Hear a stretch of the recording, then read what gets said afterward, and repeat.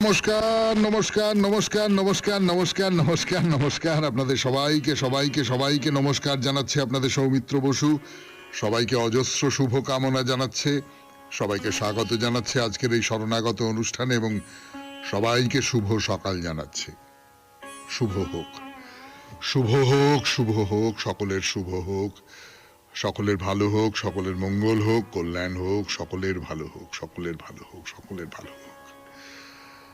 আজকে শ্রী শ্রী বিজয় কৃষ্ণ গোস্বামী, তার কথা বহুবার বলা হয়েছে, আমাদের এই কথামৃত প্রসঙ্গে বলতে গিয়ে বলা হয়েছে, অন্য সূত্রেও হয়তো কখনো বলা হয়েছে। সেই বিজয় কৃষ্ণ গোস্বামীর তিরোভাব তিথি আজকে।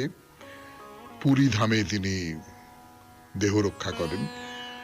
আর আজকে কমনওয়েলথ দিবস, এই 24শে মে কমনওয়েলথ দিবস, মানে পৃথিবীর 56টি দেশ, তাদের মধ্যে ভারত আছে, বাংলাদেশ আছে, শ্রীলঙ্কা আছে, এই 56টি দেশ নানান মহাদেশ থেকে, আফ্রিকার দেশ রয়েছে, এই সবকটি দেশের একটি সম্মিলন এবং সেই সবকটি দেশের এই সম্মিলনের দিন আজকে। তাদের মধ্যে আদান প্রদান হবে, কোনো একটা বিষয় নিয়ে আলোচনা হবে, এই নিয়ে একটি দিন ঠিক করা হয়েছে। সেই দিনটি হলো 24শে মে। আজকে সেই 24শে মে বলতে পারেন সৌভ্রাতৃত্বের দিন, বলতে পারেন পারস্পরিক সংযোগের দিন। আমরা যারা কমনওয়েলথের মধ্যে রয়েছি তাদের মধ্যে পারস্পরিক সংযোগের দিন।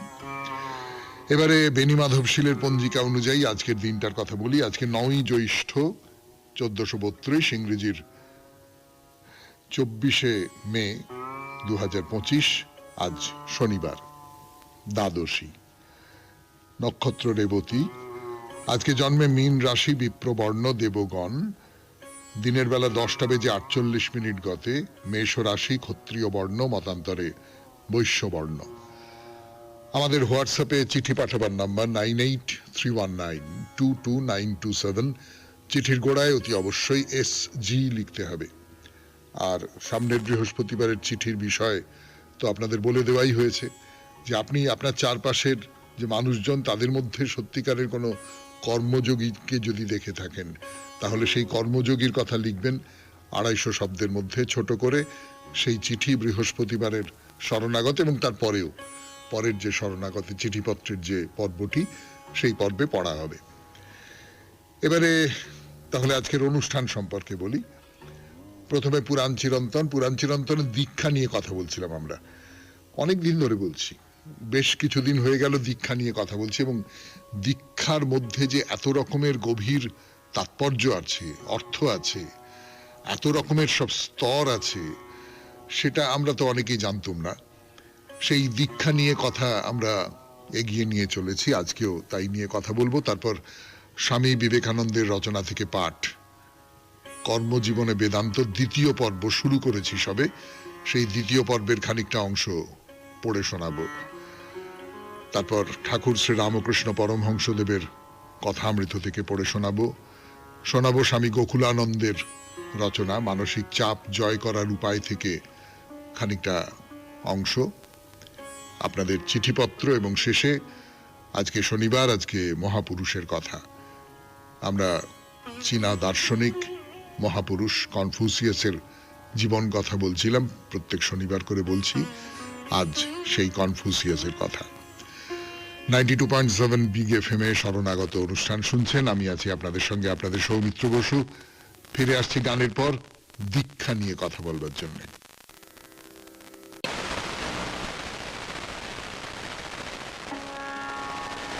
এর আগের দিন দীক্ষা নিয়ে কথা বলবার সময় বলেছিলাম যে ধরা যাক পৈতের সময়, উপবীত গ্রহণ করবার সময়, উপবীত গ্রহণ করবার সময় উপনয়ন, মানে গুরুর কাছে শিষ্য এলো, উপনীত হলো। গুরুও শিষ্যের কাছে উপনীত হলেন, তার ডান হাত বাড়িয়ে দিলেন, ডান হাত বাড়িয়ে দিয়ে তাকে তার পূর্বজন্ম থেকে নতুন জন্মের দিকে নিয়ে এলেন। তারপরে শিষ্য গুরুগৃহে বড় হতে লাগলো, এবং সেই গুরুগৃহে যে বড় হচ্ছে তার নানান রকম নিয়ম কানুন আছে, যে ব্রহ্মচর্য পালন করতে হবে, এবং সেই ব্রহ্মচর্যের খুব কঠোর কতকগুলো নিয়ম আছে, কোন রকম ভাবে নিজেকে আলগা হতে দেওয়া যাবে না। সেই সমস্ত কথা বলেছিলাম আপনাদের। এইখানে একটা কথা আপনাদের বলি, দেখুন, এই যে সংযমটা অভ্যাস করা, এই সংযমটা অভ্যেস করতে হবে 1 বছর ধরে। এটাই ছিল নিয়ম। 1 বছর ধরে যিনি উপবীত গ্রহণ করলেন তাকে এই সংযমটা অভ্যেস করতে হবে।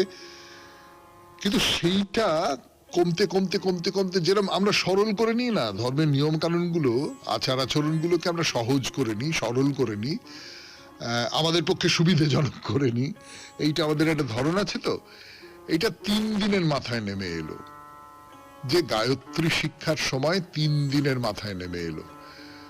তো বেশ বুঝতে পারা যাচ্ছে যে গুরুগৃহের ছাত্র জীবন, যেটা খুব গুরুত্বপূর্ণ, যে একটা সংযম অভ্যাস করতে হবে, নিজেদের নানান রকম কাজকর্মের মধ্যে থাকতে হবে। সে রাজপুত্রই হও, সওদাগর পুত্রই হও, যা কিছু হও না কেন, তোমাকে নিজের যজ্ঞের কাঠ সংগ্রহ করতে হবে, নিজের রান্না নিজে করতে হবে, তোমাকে নানান রকম সংযমের মধ্যে দিয়ে যেতে হবে। এইগুলো আস্তে আস্তে আস্তে আস্তে ধর্মীয় মাহাত্ম্যটা বেশি গুরুত্বপূর্ণ হয়ে উঠছে, যে গায়ত্রী মন্ত্র জপ করতে হবে। ছাত্র জীবনের ব্যাপারটা কিন্তু খুব গুরুত্বপূর্ণ হয়ে থাকছে না। এই যে শতপথ, তৈত্তিরীয়, গোপথ, এরকম সব প্রাচীন ব্রাহ্মণ গ্রন্থগুলি, বা ছান্দোগ্য, বৃহদারণ্যকের মতন যে প্রাচীন উপনিষদগুলি, সেগুলোকে যদি লক্ষ্য করে দেখা যায় যে তখনকার দিনের উপনয়ন বা ব্রহ্মচর্য এরকম একটা ধর্মীয় অনুষ্ঠান, একটা ধর্মীয় কৃত্য, করতে হয় তাই করা, কতগুলো আচার বিচার মানতে হয়, এই পর্যন্ত, এর চেয়ে বেশি কিছু নয়। এইটা কিন্তু গত মানে আমাদের যে প্রাচীন যুগ, সেই প্রাচীন যুগে কিন্তু এইরকম করে ছিল না। যে শিষ্যটি বিদ্যা লাভ করতে চায়, সে হাতে একখণ্ড সমিধ কাষ্ঠ নিয়ে গুরুগৃহে উপস্থিত হলেও আচার্য বুঝতে পাচ্ছেন যে বালকটি গুরুগৃহে থেকে বিদ্যা লাভ করতে চায়। গুরু তখন তাকে অঙ্গীকার করে গ্রহণ করে নিচ্ছেন, এইটাই ছিল নিয়ম। শুনছেন পুরাণ চিরন্তন দীক্ষার কথা 92.7 বিগ FM এ শরণাগত অনুষ্ঠানে। একটু গান শুনি, তারপরে আবার এই নিয়ে কথা বলবো। আমি আপনাদের সৌমিত্র বসু। ফিরে এলাম গানের পর। শুনছেন শরণাগত 92.7 বিগ FM এ।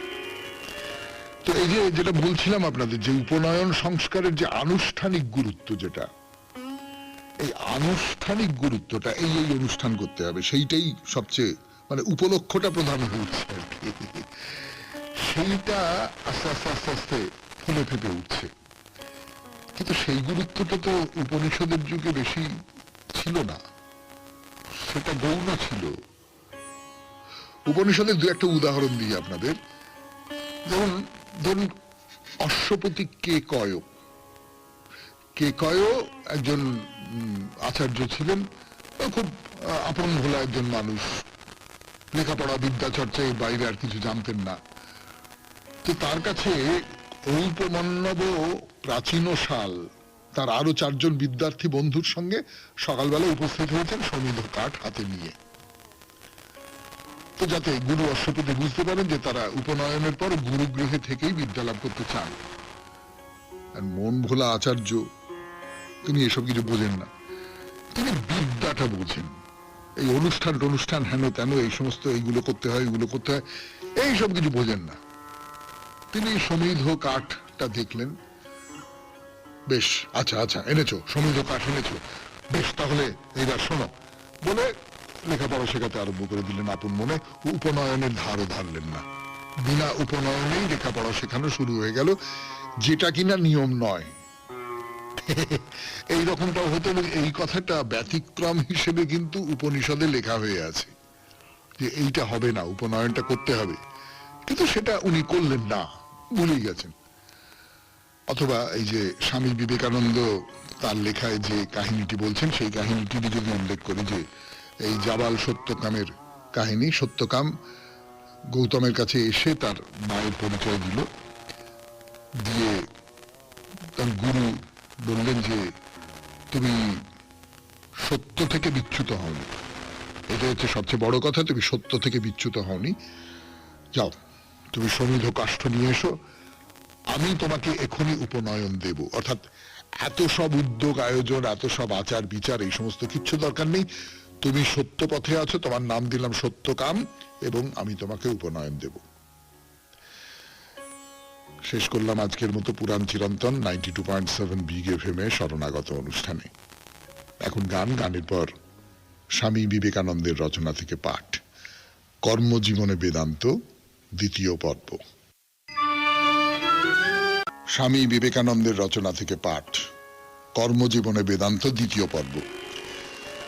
এক্ষুনি দীক্ষা প্রসঙ্গে যে জাবাল সত্যকামের কথা বলছিলাম, সেই জাবাল সত্যকামের প্রসঙ্গই স্বামী বিবেকানন্দ তার লেখার মধ্যে এনেছেন।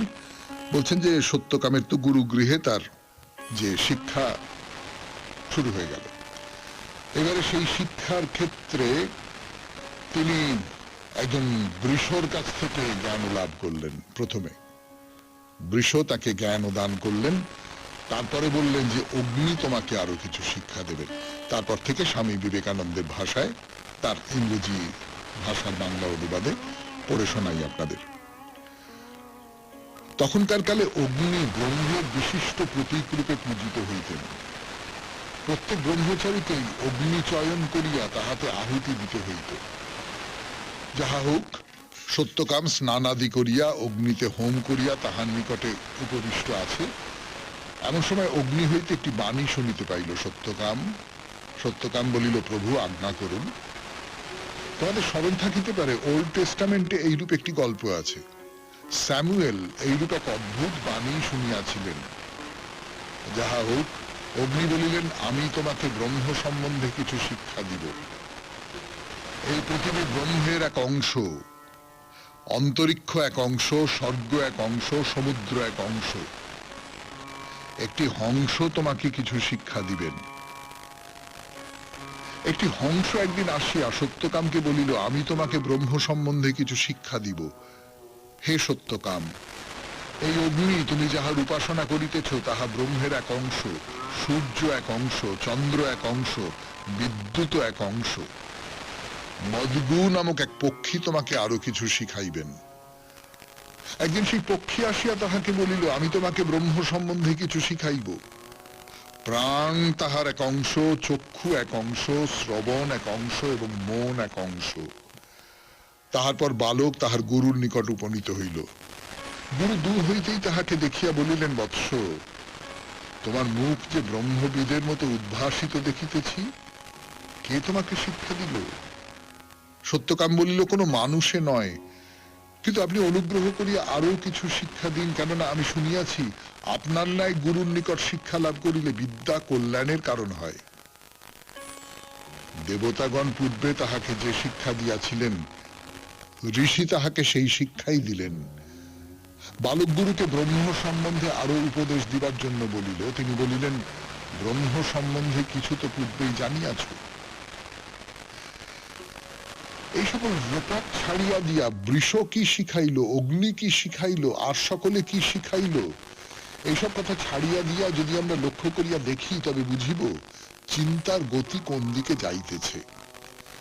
আমরা এখান হইতে এই তত্ত্বের আভাস পাইতেছি যে এই সকল বাণী আমাদেরই ভিতরে। আমরা আরো অধিক দূর পাঠ করিয়া গেলে বুঝিব অবশেষে এই তত্ত্ব পাওয়া যাইতেছে যে ওই বাণী বাস্তবিক আমাদের হৃদয়ের ভিতর হইতে উত্থিত। শিষ্য বরাবরই সত্য সম্বন্ধে উপদেশ পাইতেছেন, কিন্তু তিনি ইহার যে ব্যাখ্যা দিতেছেন, অর্থাৎ উহা বাহির হইতে পাওয়া যাইতেছে, তাহা সত্য নহে। আর এক তত্ত্ব পাওয়া যাইতেছে, কর্মজীবনেই ব্রহ্মোপলব্ধি বা ব্যবহারিক জীবনে ব্রহ্মজ্ঞানের প্রয়োগ। ধর্ম হইতে কার্যত কি সত্য পাওয়া যাইতে পারে, ইহাই সকলে সর্বদা অন্বেষণ করিতেছে। আর এইসব গল্প পাঠ করিয়া আমরা দেখিতে পাই একত্বের ধারণা কিভাবে দিন দিন ব্যবহারিক জীবনের অন্তর্গত হইয়া যাইতেছে। তাহাদিগকে যে সকল বস্তুর সংস্পর্শে সর্বদা আসিতে হইত, সেগুলির মধ্যেই তাহারা ব্রহ্ম উপলব্ধি করিতেছেন। যে অগ্নি তাহারা উপাসনা করিতেন, তাহাই ব্রহ্ম। এই পৃথিবী সেই ব্রহ্মের একাংশ, ইত্যাদি। শুনলেন কর্মজীবনে বেদান্ত দ্বিতীয় পর্ব থেকে পাঠ, স্বামী বিবেকানন্দের রচনা। এরপরে গানের পর কথামৃত। আমি আছি আপনাদের সঙ্গে, আপনাদের সৌমিত্র বসু। স্বামী বিবেকানন্দের রচনা থেকে পাঠের পর এবার ঠাকুর শ্রী রামকৃষ্ণ পরমহংসদেবের কথামৃত থেকে পাঠ। আমি আছি আপনাদের সঙ্গে, আপনাদের সৌমিত্র বসু। কথামৃতে ঠাকুর তার শিষ্য শাবক যারা আছেন, তার ভক্ত যারা আছেন, তাদের সঙ্গে কথা বলছেন, তাদের সঙ্গে নানান বিষয়ে, দান ধ্যান বিষয়ে কথাবার্তা বলছেন। বলতে বলতে যেটা বলছেন, সুরেন্দ্র তাকে বলছেন যে আমি ভালো করে ধ্যান করতে পারি না, মাঝে মাঝে মা মা বলি, আর শোবার সময় মা মা বলতে বলতে ঘুমিয়ে পড়ি। তো ঠাকুর বলছেন ওতেই হবে, ওতেই হবে, ওতেই হবে, স্মরণ মনন তো আছে, তুমি তো তাকে মনে করছো, মনের মধ্যে তো তুমি তাকে রেখে দিয়েছো। তুমি এই যে ঘুমিয়ে পড়ি, মা মা বলে ডাকতে ডাকতে ঘুমিয়ে পড়ি, এইখানে আমি আপনাদের একটা কথা বলি। আমাদের ছোটবেলায় মাস্টারমশাইরা শিখিয়েছিলেন যে রাত্রিবেলা ঘুমোবার আগে একটা জিনিস পড়ে নিবি, কিছুতেই মুখস্থ হচ্ছে না, কিছুতেই তৈরি হচ্ছে না, কিছুতেই বুঝতে পারছিস না, ঘুমোবার আগে একবার পড়ে নিলি তবে ঘুমিয়ে পড়, সকালবেলা উঠে দেখবি একদম তরতাজা হয়ে পড়াটা তৈরি হয়ে গেছে। তার মানে ওটা মনের মধ্যে কাজ করে যাচ্ছে। আমি যখন ঘুমিয়ে পড়েছি, আমার অবচেতন মনে ওই যে জটটা আমি কিছুতেই ছাড়াতে পারছিলাম না সচেতন মন দিয়ে, উদ্বেগের কারণে, টেনশনের কারণে, সেইটা আস্তে আস্তে ছাড়িয়ে ওইটা আমার মনে, এটা আমি বহুবার দেখেছি জীবনে, ও ঠিক জটটা ছাড়িয়ে যায় রাত্রির বেলা, খুব চমৎকার ব্যাপারটা। তো যাই হোক, যেটা বলছিলাম যে ঘুমের মধ্যেও তাহলে মা কোথাও থেকে যান, এবং সেই মা মা মা মা ডাকটা, মা মা মা মা যে নামটা, সেইটা কোথাও থেকে যায়। তো ঠাকুর কি বলছেন? মনোযোগ এবং কর্মযোগ নিয়ে ঠাকুর কথা বলছেন এই কথামৃতে। বলছেন পূজা, তীর্থ, জীবসেবা ইত্যাদি গুরুর উপদেশে কর্ম করার নাম হচ্ছে কর্মযোগ। তাহলে কর্মযোগ কি? পূজা করা, তীর্থ করা, জীবসেবা করা, এই তিনটে হচ্ছে গুরুর উপদেশে এই কর্ম করার নাম হচ্ছে কর্মযোগ। আমি পুজো করছি, সেটাও কর্ম আমার। আমি তীর্থস্থানে যাচ্ছি, তাতে করে আমার উদ্দীপন হচ্ছে, তাতে করে আমি আরো তার কাছাকাছি চলে আসতে পারছি মনে মনে, মনে মনেই তো পুরো ব্যাপারটা। এবং আমি জীবের সেবা করছি। জনকাদি যা কর্ম করতেন তার নামও কর্মযোগ, আর যোগীরা যে স্মরণ মনন করেন তার নাম মনোযোগ। সুরেন্দ্র বলছেন যে আমি মায়ের নাম করি, আমি ধ্যান করতে পারছি না, কিন্তু মায়ের নাম করি, আর রাত্রিবেলা ঘুমোবার আগে মায়ের নাম করতে করতে ঘুমিয়ে পড়ি, এইটা হচ্ছে মনোযোগ। তুমি মনকে যুক্ত করতে পারছো কিনা, যোগ শব্দটা খুব গুরুত্বপূর্ণ। দেখুন, মনকে তুমি যুক্ত করতে পারছো কিনা। তো ঠাকুর বলছেন আবার ভাবি কালীঘরে গিয়ে, মা মনও তো তুমি, তাই শুদ্ধ মন, শুদ্ধ বুদ্ধি, শুদ্ধ আত্মা, সব একই জিনিস। তুমি তো সব দিয়েছো, মনটাও তুমিই দিয়েছো, তা আমি যদি মনোযোগ করি, সেটা তো তুমি আসলে মনোযোগটা করিয়ে দিলে। শুনছেন কথামৃত থেকে পাঠ, 92.7 বিগ এফএম এ শরণাগত অনুষ্ঠানে। একটু গান শুনবো, গানের পর আবার ফিরে আসবো কথামৃতে। সন্ধে হয়ে আসছে, অনেকক্ষণ ধরে কথাবার্তা হয়েছে, ভক্তেরা অনেকেই ঠাকুরকে প্রণাম করে বাড়িতে ফিরে যাচ্ছেন। ঠাকুর পশ্চিম দিকের বারান্দায় গেছেন, ভবনাথ আর মাস্টার সঙ্গে আছেন। তো শ্রীরামকৃষ্ণ ভবনাথকে খুব ভালোবাসতেন, বলে তুই এত দেরিতে দেরিতে আসিস কেন? তা ভবনাথ বলছে যে আগে 15 দিন অন্তর দেখা করি, সেদিন আপনি নিজে রাস্তায় দেখা দিলেন, তাই আর আসিনি। তো শ্রীরামকৃষ্ণ বলছেন যে সে কি রে, শুধু দর্শনে কি হয়, স্পর্শন আলাপ এসবও চাই। এইটা খুব গুরুত্বপূর্ণ কথা, যে শুধু দর্শনে হয় না। আপনি একটা মন্দিরে গেলেন, গিয়ে আর মূর্তি দর্শন করলেন, হ্যাঁ, তাতে করে আপনার মনের মধ্যে একটা কিছুর উদ্বোধন ঘটলো, আপনার মনের মধ্যে একটা উদ্দীপন ঘটলো, ঠিক আছে। কিন্তু কেবলমাত্র দর্শনে আর কতটা ফল হবে? আপনি যাকে চান, আপনি যাকে ভালোবাসেন, আপনি তো ঈশ্বরকে ভালোবাসেন, আপনি যাকে ভালোবাসেন, সেই ভালোবাসার যিনি, তার সঙ্গে আপনি কথা বলতে চাইবেন না, তাকে আপনি স্পর্শ করতে চাইবেন না। এই আমি বড় বড় সব মন্দিরে দেখেছি যে দেবতা আছেন, যে মূর্তি বলুন বা যা কিছু বলুন না কেন আছে, তাকে একবার স্পর্শ করবার জন্য মানুষের কি ব্যাকুলতা, একবার ছোঁবো, মূর্তিকে একবার ছোঁবো। কিন্তু ঠাকুর নরেনকে কি বলেছিলেন? নরেন যখন বলেছিলেন যে আপনি কি ভগবানকে দেখেছেন? হ্যাঁ দেখেছি। কিরকম দেখেছেন? এই যেমন তোকে দেখছি সেই রকম করে দেখেছি, তাকে স্পর্শ করেছি, তার সঙ্গে কথা বলেছি, সবটাই করেছি, সবটাই মানুষের মতন করে দেখেছি তাকে। এই যে এইটা যতক্ষণ পর্যন্ত এইটা না করতে পারছি ততক্ষণ পর্যন্ত তো সত্যি সত্যি সবটা হলো না। তো ভবনাথকে বলছে যে তুই একবার দেখলি, আমাকে দূর থেকে দেখলি, তাতে কি হলো? কথা বলা হলো, স্পর্শ করা হলো, তাতে করেই তো সম্পর্ক, সংযোগ এগুলো সব তৈরি হতে পারে। তো ঠাকুর নরেন্দ্রর গানের কথা বলছেন যে নরেন্দ্র বড় ভালো গান করে। ওই তা মাস্টার বলছেন ওই নিবিড় আঁধারে ওই গানটা, হ্যাঁ ও গানের খুব গভীর মানে আমার মনটা এখনো যেন টেনে রেখেছে। আধারে ধ্যান, এইটা তন্ত্রের মতো। তখন সূর্যের আলো কোথায়?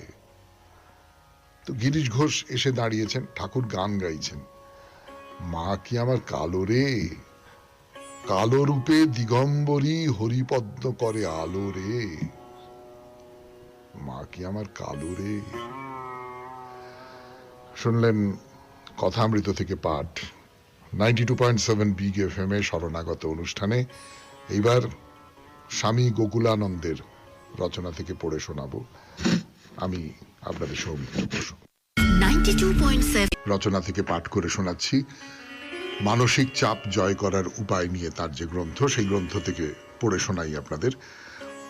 যে মানুষটি হতাশাগ্রস্ত, যে মানুষটি কোথাও কোনো আশার আলো দেখতে পান না, সেই মানুষের সূত্র ধরে গোকুলানন্দজি বলছেন মনোময় কোষের কথা আর অন্নময় কোষের কথা। তাই নিয়ে তিনি কি বলছেন না বলছেন সেটা আমরা শুনবো। এবার পড়ে শোনাই। যোগবিজ্ঞান অনুসারে মানুষ আসলে বেশ কটি স্তরের সমন্বয়। এই স্তরগুলির প্রত্যেকটিকে বলা হচ্ছে কোষ। আমরা সকলেই মূলত আত্মা, এক বিশুদ্ধ চেতনা।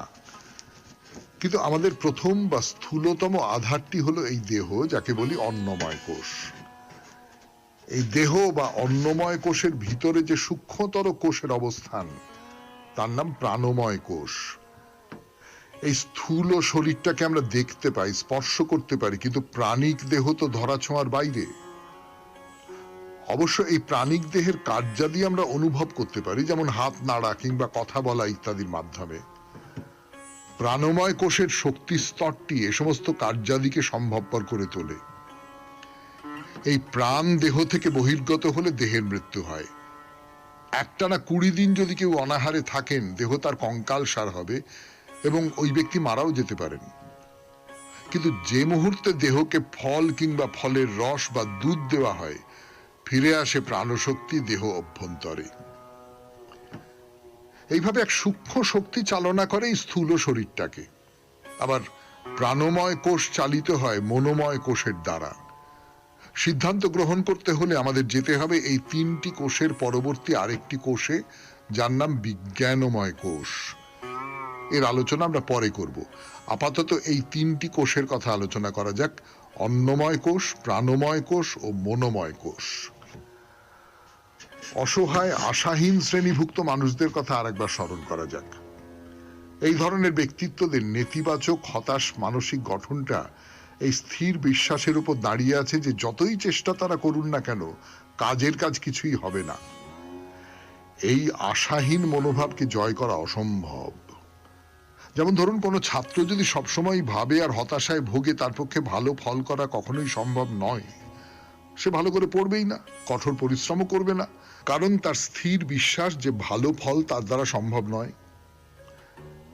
আমার নিজের জীবনেরই একটা ঘটনার কথা আমার মনে পড়ছে। 1950 সাল, কলকাতা বিশ্ববিদ্যালয় থেকে আমি তখন দর্শনে MA পরীক্ষা দিচ্ছি। পরীক্ষাস্থল বিশ্ববিদ্যালয়ের বিখ্যাত সেনেট হল। পরীক্ষার সময় আমার পাশে ছিল আমার এক অত্যন্ত মেধাবী সহপাঠী জ্যোতির্ময় হোড়। পরীক্ষার 3য় দিনে প্রশ্নপত্র খুবই কঠিন হয়েছিল। সেদিন হঠাৎ কিছুক্ষণ পরেই জ্যোতির্ময় আমাকে বিড়বিড় করে বলল, আমি পরীক্ষা দেব না, আমি চললাম। প্রশ্নপত্র যেরকম কঠিন, তাতে আমার পক্ষে প্রথম শ্রেণী পাওয়া অসম্ভব। আমি তাকে বললাম, তুমি তো যথেষ্ট মেধাবী, হল ছেড়ে বেরিয়ে যাচ্ছ কেন? মনে সাহস নিয়ে এসো, আরেকবার চেষ্টা করে দেখোই না। সে আমার কথা শুনল না। হতাশা তখন তাকে পুরোপুরি গ্রাস করে ফেলেছে। সে পরীক্ষার হল ছেড়ে বেরিয়ে গেল এবং এজন্য মূল্য তাকে কম দিতে হলো না। স্বভাবতই সে বছরটা তার নষ্ট হলো। পরের বছরও কিন্তু সে ফার্স্ট ক্লাস পেল না। প্রথমবার অন্য সবগুলো পত্রেই সে প্রথম শ্রেণীর নম্বর পেয়েছিল, কিন্তু একটি পত্র সে লিখতে পারল না। যদি সে আর একটু ধৈর্য আর অধ্যবসায় দেখাতে পারত, তার ফল কিন্তু নিশ্চিতভাবেই খুব ভালো হতো। কিন্তু এই অসহায় আশাহীন মনোভাব তার সর্বনাশ ডেকে নিয়ে এলো। শুনলেন স্বামী গোকুলানন্দের রচনা থেকে পাঠ 92.7 বিগ এফএম এ শরণাগত অনুষ্ঠানে।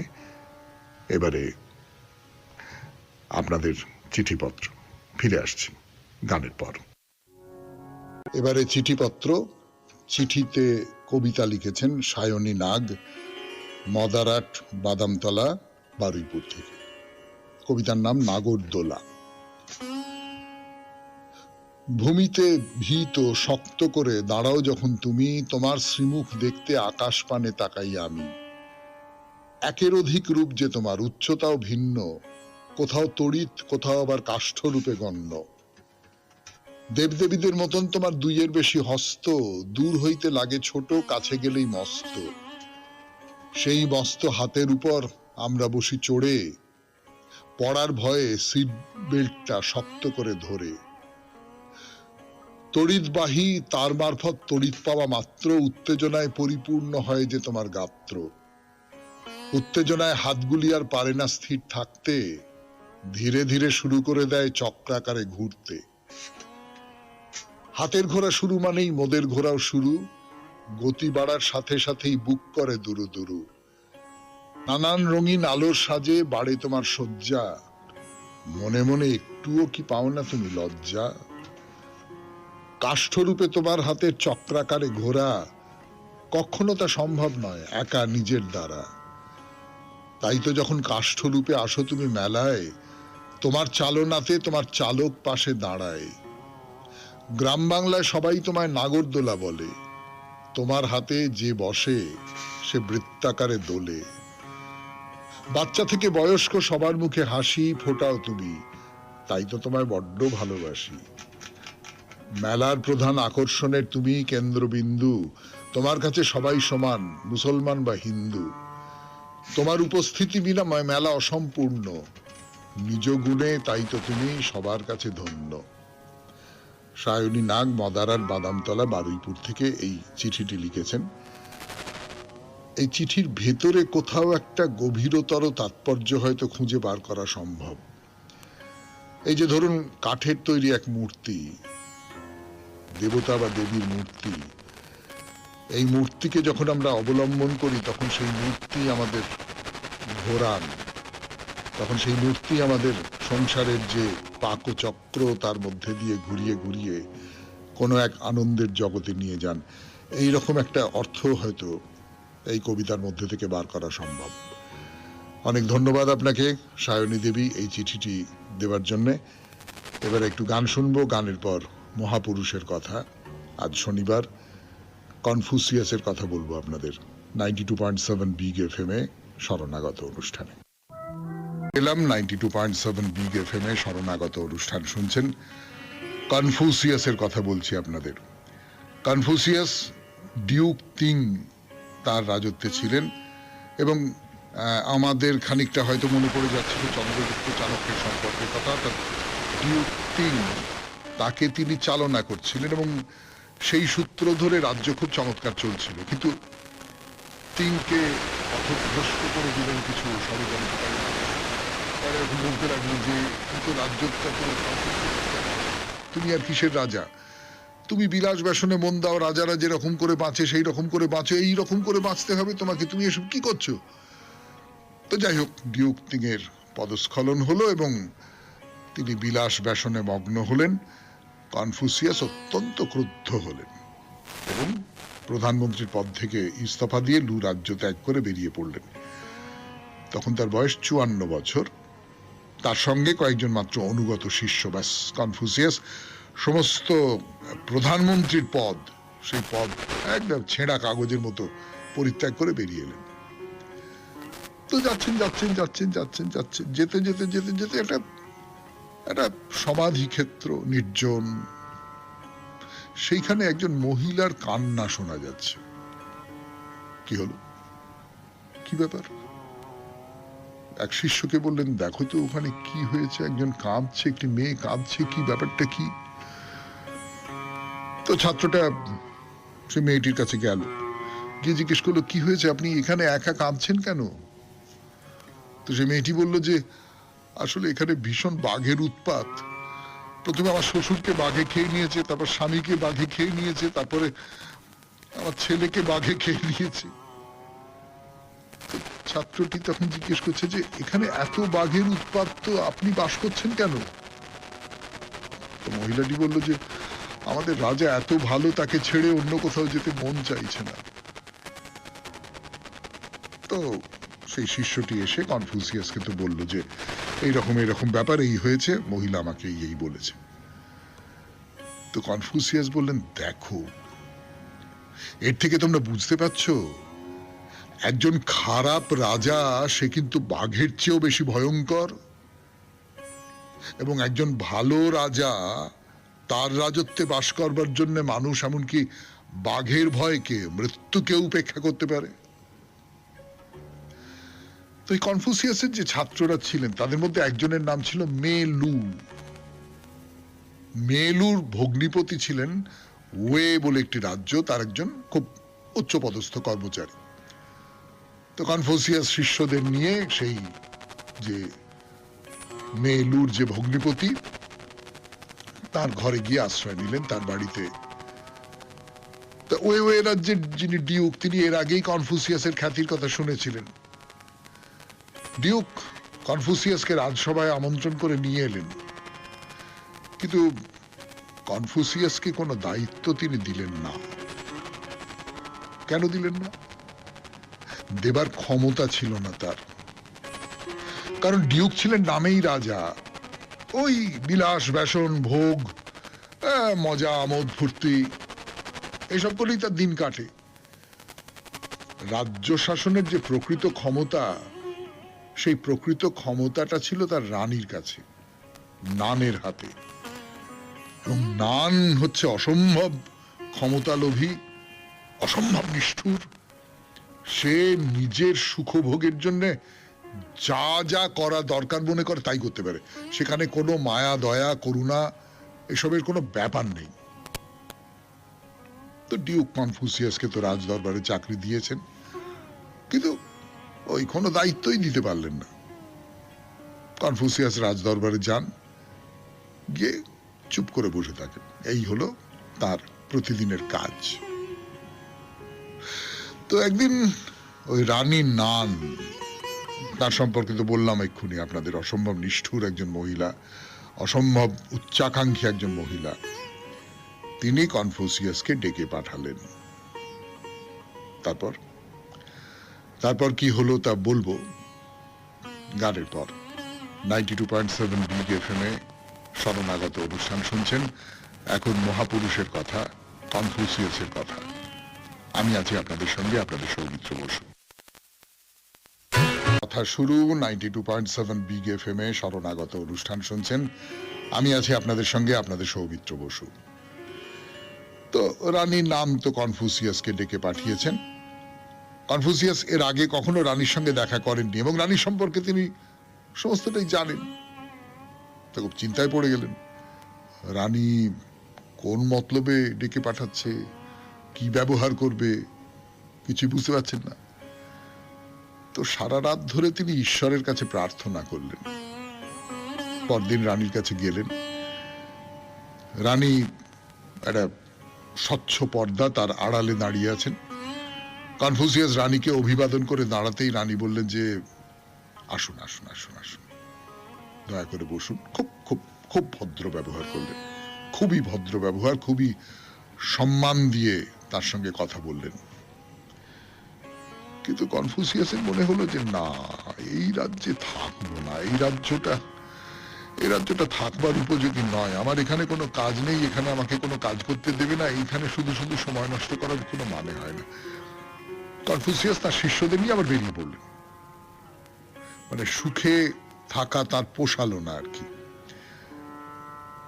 তো নতুন কোন রাজ্যে যান, সেখানকার রাজা তাকে অভ্যর্থনা করে প্রাসাদে নিয়ে যান, নানান বিষয়ে জিজ্ঞেস করেন, কনফুসিয়াসের উপদেশ মতামত শোনেন, কিন্তু সেই সমস্ত উপদেশ কেউই তার শাসন ব্যবস্থায় প্রয়োগ করতেন না। এইটা একটা খুব গুরুত্বপূর্ণ ব্যাপার বেরিয়ে আসে এর থেকে। লক্ষ্য করে দেখুন, তো প্রচুর পণ্ডিত মানুষ আছেন, তো যারা প্রশাসক তারা ওরকম পণ্ডিত নন, তারা প্রশাসক, তারা প্রশাসন বোঝেন, কিন্তু কিসে দেশের ভালো হবে, অর্থনীতির দিক থেকে কিসে ভালো হবে, কৃষির দিক থেকে কিসে ভালো হবে, আমি অমুকের দিক থেকে, এইগুলো নিয়ে তারা তো ওরকম করে জানেন না। এইবারে যেটা হতে পারে একটা সত্যিকারের ভালো দেশে, ভালো রাষ্ট্রে, সেটা হচ্ছে এরা পরামর্শ দিলেন, অনেকে মিলে পরামর্শ দিলেন, তাদের মধ্যে তর্ক বিতর্ক হলো, আলোচনা হলো, যে পরামর্শগুলো দেওয়া হলো প্রশাসক সেইগুলোকে পালন করলেন। কিন্তু সাধারণভাবে সেটা হয় না, তখনও হতো না, আজকেও হয় না।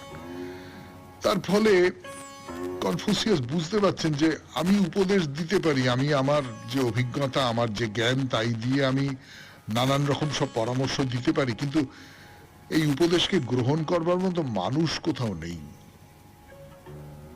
তা বলে কি আমি শিক্ষাদান থেকে বিরত থাকবো, আমি শিক্ষাদান করব না? তা তো হতে পারে না।